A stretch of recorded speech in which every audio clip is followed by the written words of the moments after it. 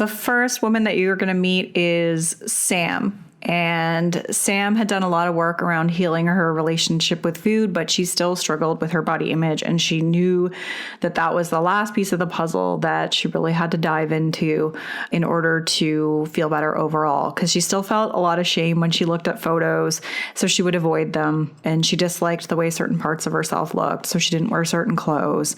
And she just says overall that it was just taking up so much energy to not like her body.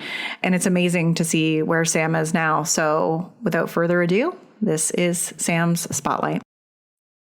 Hi, Sam. Welcome to the show. Hi, Summer. I'm so happy to have you here. And I really appreciate you taking the time right now. You're welcome. So why don't you start off by telling everyone just a little bit about who you are and where you live?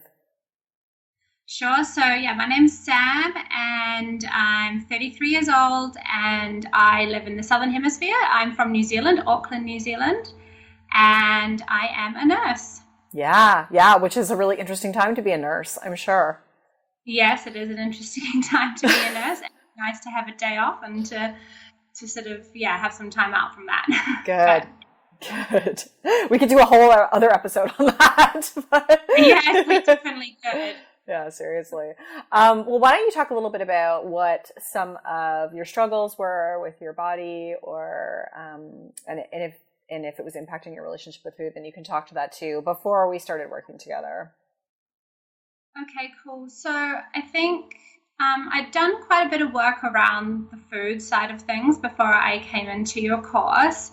And for me, it was definitely, the body issues. I still had I struggled to see myself in photos. They were a real challenge that could really trigger me. And I had specific body parts that I would hone in on and not like, quite a few of them. But like my arms and my boobs and my legs. And so definitely had a relationship with those, which wasn't the healthiest. And just thought that my body didn't have enough energy. And it wasn't sexy enough, and a fear of it changing as I got older too. So those. How is that impacting your life? For the photos thing, I was really not present in photos. I knew that, I wasn't present in the moment. If I knew photos were going to be taken, I feared getting my photo taken because of the fallout once I saw that photo later. I think in terms of not having body parts that I liked, it really restricted what I would wear. I didn't wear strapless tops. So there was that. And it was just, I was dressing to cover those parts up and make myself small. Mm-hmm. Yeah. And so what made you decide that you wanted to get support around this?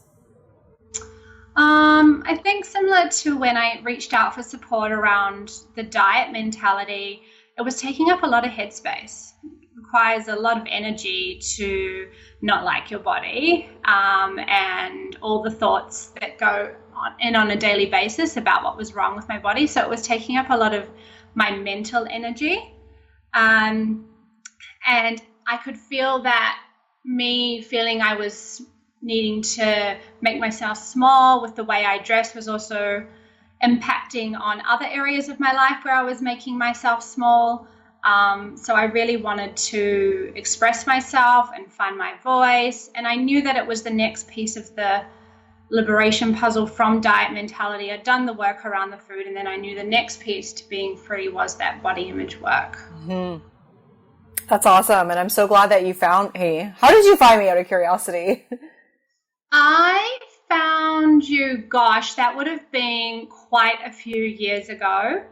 Probably through another podcast. I was doing work with Isabel Fox and Duke, who is another coach for Stop Fighting Food, and I'm sure it was a shared podcast for that. Yeah. And then I started listening to your podcast, and I was like, aha, this is someone who is focused on the body image side of things so much more. And yeah, I wanted to get on your program, and then you went and had a baby. How rude. So I had to wait a couple of years. And I was waiting for you to come back from maternity leave. And so I was staying in the loop with your emails and things, and when you came. Cool. I always like asking people that. So when you think about like your journey and what we've done together along the way, were there any like key moments or stepping stones that you feel really helped you move forward? Yeah, I mean, the first thing that comes to mind is definitely turning down the voice of your doppelganger, or it might be known as your inner critic, and cranking up the voice of self-compassion. When you do the course, someone gives you, you give us tools to be able to do that. But I think definitely realizing that the voice inside your head is can be a real pain in the ass sometimes and be really mean, and learning how to turn that down, and then just turning up the voice of self-compassion is so important. And not about,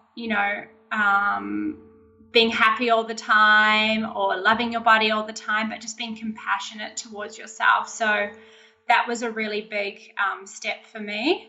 And then I think also doing the photo work with you was really important for me, and moving to a place of body neutrality when I saw myself in photos was huge. Yeah, so for both of those things, I'd be curious to know, and maybe we can just like loop back to the compassion piece. Yeah. What's the impact been on you now that you had that, or that you learned those tools and have applied them? I think it gives me a space to recognize that those voices are happening is the first step. So it's just sort of unhinging from those negative thoughts and realizing actually, while they're a part of me, they're trying to protect me from something deeper. And it's really given me the ability to just, when those voices are cranking on saying, oh, you shouldn't wear that, or you shouldn't say that, it just lets me just like stop and realize that I have a choice whether to engage with that or not. And I can just turn the volume down on that, offer myself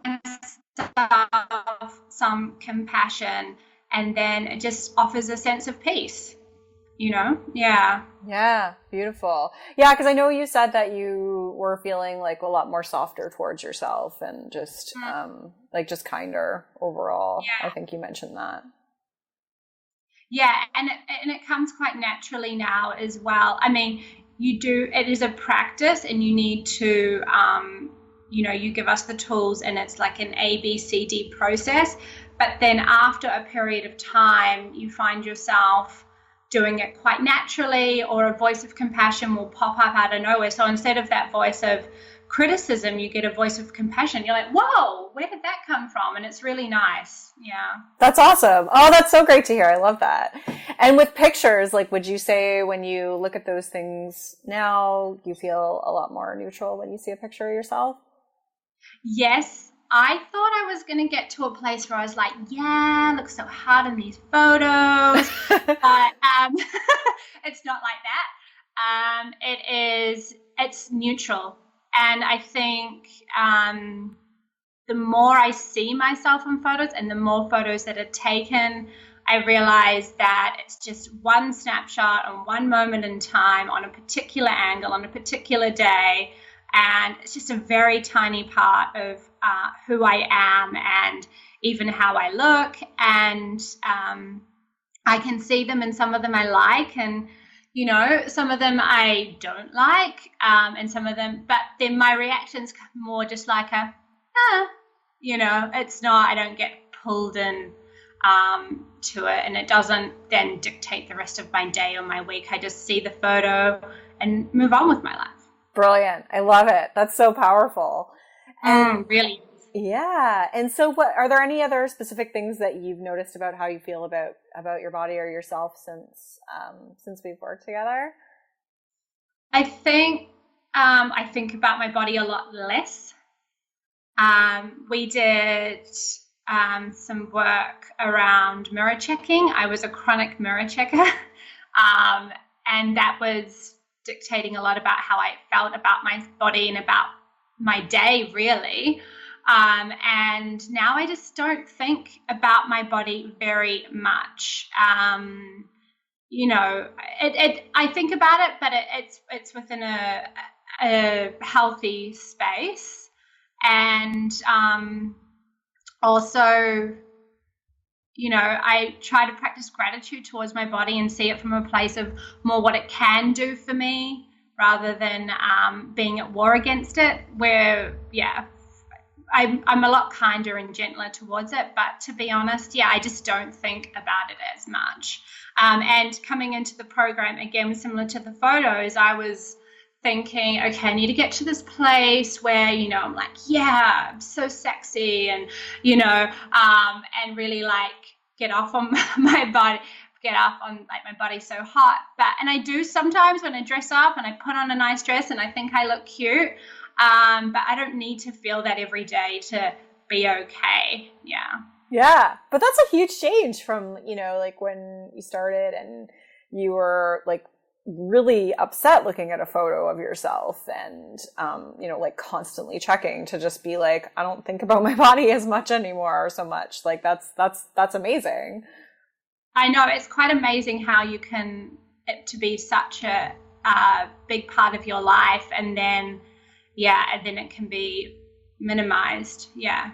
Yeah. I still do have days when I do not like the way my body looks. But I know that's generally when there's other things going on, and, your course teaches us that when that voice is firing up and wanting to criticize, then, I know that it's usually because of other things, that I'm run down or tired, and it just makes me think about, what else is going on here, rather than thinking about how I can fix my body. Yeah, so good. And so what were some of the highlight moments for you? I have written them down. I'm just going to take a second. Yeah.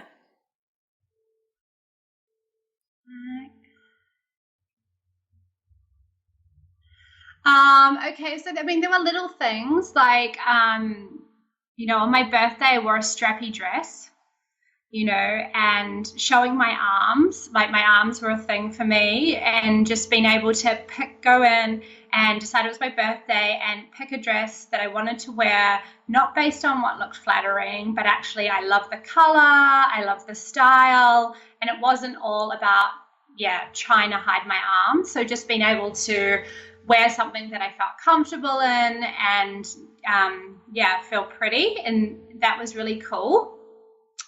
I think the other part is that I've spoken up a lot more at work. So there is the body image stuff, but I was talking before about how keeping ourselves small. It's not just about our body; it's about keeping ourselves small in our life. And I find that I'm able to express myself a lot more at work, and I've found my voice, which has been amazing.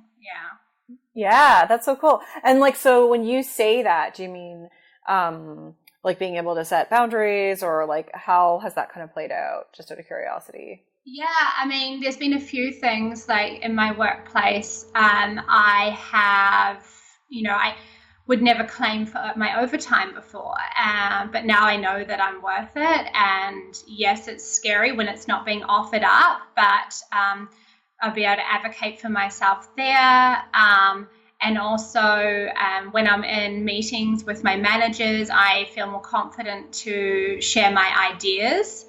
And that's quite freeing, because I had all these ideas before, but I felt like, that they were stupid, or someone was going to laugh at me, or what if it wasn't received? So yeah, it's given me the confidence to feel the fear and do it anyway. Yeah, I love that. That's so great. Yeah. And that's like how the impact is so much bigger than your body. It's like you showing up and reaping these benefits and also just like leaving your mark on the world. Like if you have things to offer at your job to improve stuff, it's great that you're able to share those ideas now. Like it's going to make the whole system better, especially knowing that you kind of work in healthcare and everything else. Definitely. And I mean, one thing that you taught was that like that not everyone's going to like me. And I think, not everyone's going to, my body isn't going to be acceptable to everyone. And my thoughts and opinions are not going to be acceptable to everyone. But that's okay, because the people that I want in my life and to be on my side are the people who want to support my ideas and accept me for me. Yeah. Nice. Love it. Yeah. And so how does all that feel for you?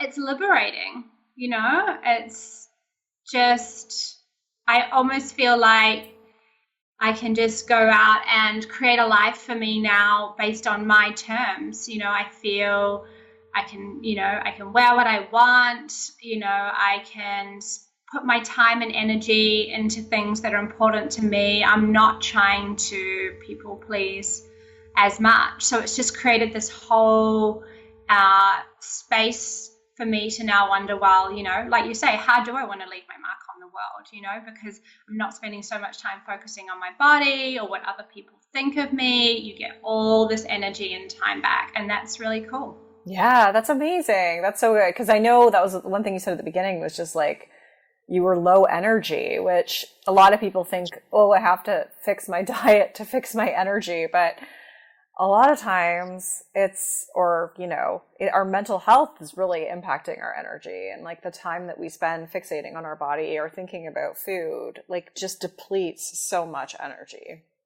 Yeah, definitely. Yeah, cool. And so, do you have a piece of advice that you want to offer to our listeners? I think the piece of advice would be is that you're not abnormal. Like, unfortunately, we live in a society where hating on our bodies and being self-conscious and trying to people please is just a product of the society that we live in, and it's not your fault, and that there are ways to change your life for the better. And